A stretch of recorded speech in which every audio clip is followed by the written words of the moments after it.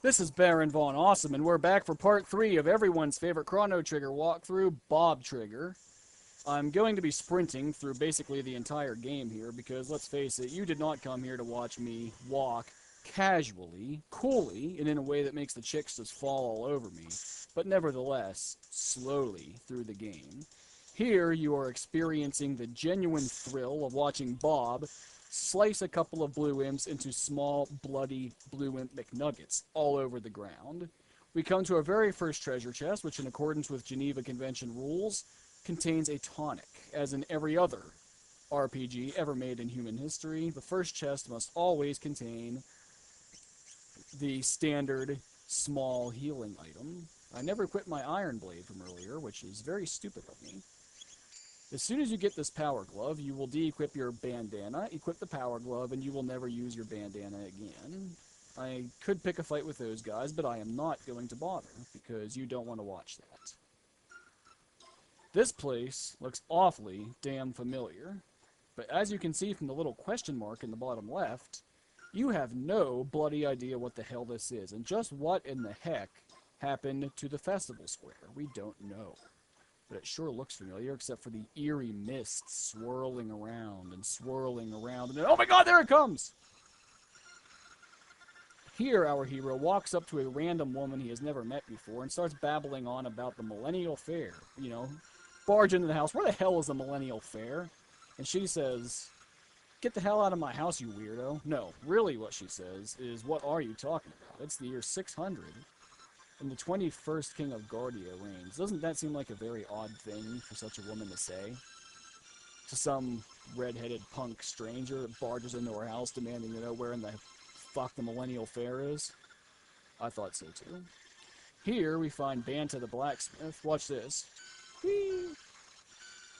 You can really make him crank it into overdrive by just standing there.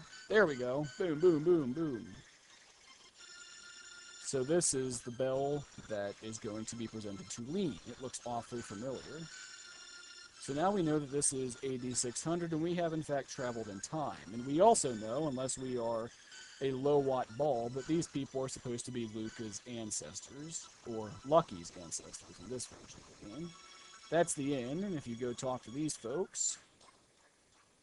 this guy really tells you how it is. Are you stupid? No. That soldier is one of my favorite characters in the game, by the way. The drunk there won't quit drinking. Those two soldiers babble on. You keep finding out some information, a bunch of info dumps. Can't get to that guy in time. There's Toma Levine, our good friend who we'll be seeing many times in this game.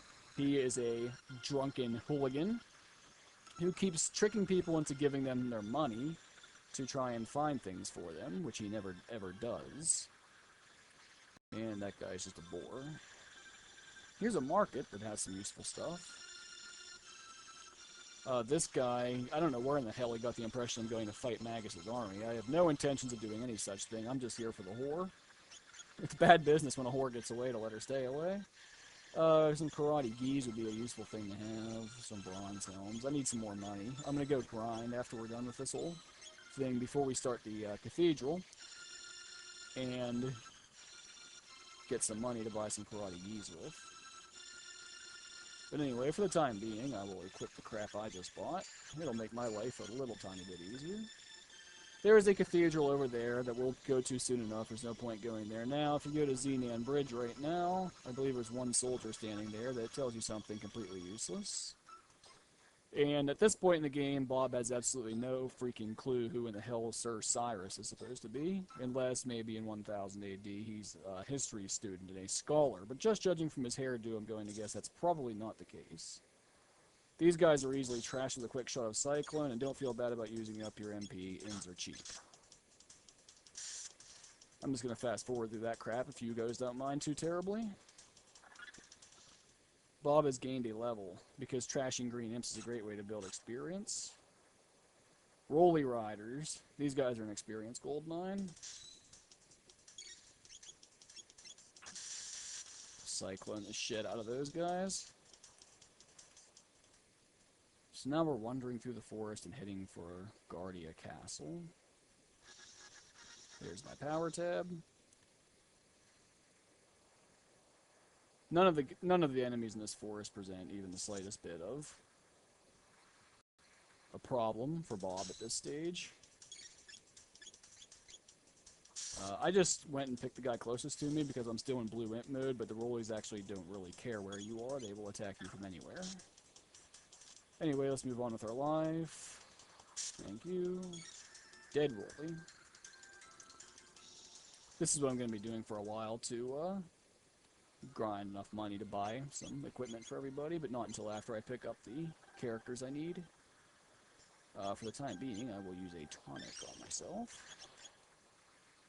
because I don't really feel like going all the way back to the inn. Okay, this guy that has the shelter is pretty funny, actually. You can just run all the way back out here, run back in, run all the way back down. You know, back on the Super Nintendo days, this took a little while, but you could build up a supply of shelters. Now, of course, with fast forward in our corner, we can do it much faster. Whoop, I set off the Woolly Riders. Sorry. Set Chronos into oblivion. Thank you. Okay, so maybe I shouldn't do that quite so callously. So we run back again, and the fast forward doesn't help us too much because on this brand new computer I just got a couple of months ago, the fast forward runs much too fast to be useful for anything.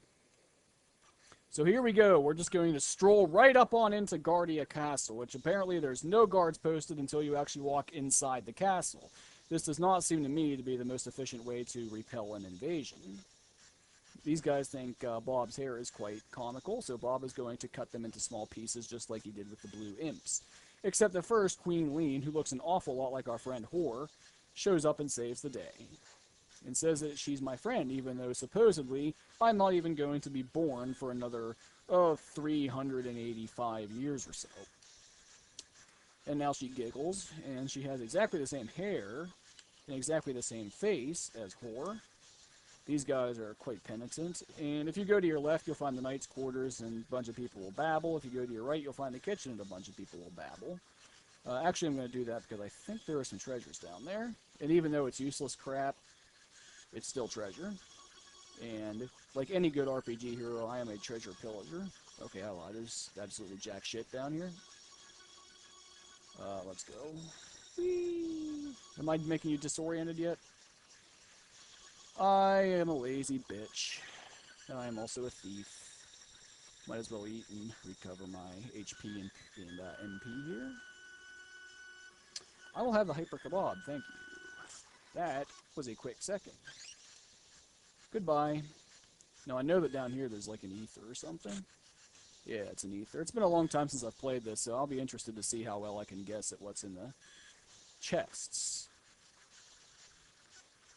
I find it fantastic that I can just wander around the castle as I please, and there's this little red-headed punk in really bizarre clothes just wandering around the castle and cleaning out all the treasure chests in the castle. And nobody thinks this is not only odd, but worth even stopping in. Sure, help yourself to all the castle treasures. You're free to any guardian citizen or whatever. And these people are talking about the Chancellor being strange. If you've played pretty much any RPG ever, you know that all Chancellors are evil, right? There's a bronze mail. That'll be handy. When I pick up the my third character, actually the fourth one that I'll be naming, but party member number 3, he will already be equipped with a bronze mail, and I believe that party member number 2, who I will go ahead and spoil your fun and tell you is lucky, will already have a karate gi. So actually I think I wasted my money on that thing. And if you talk to the king, he has no problem with just some random red-headed punk walking up and talking to him. And he just starts going on about how his wife is acting really bizarre. Alright, we're pretty much out of time for this part of the Bob Trigger walkthrough. And as we come in next, we will go upstairs and see what's up with... Hey, what the hell? The Chancellor's back. There he goes again. I guess if I don't talk to him up there, then... Or rather, if I beat him to the door, then he doesn't actually make it upstairs. Anyway, when we come back, we will go check out what the hell is up with that queen, and then we'll go back over to the cathedral and see just what the hell is up with that place.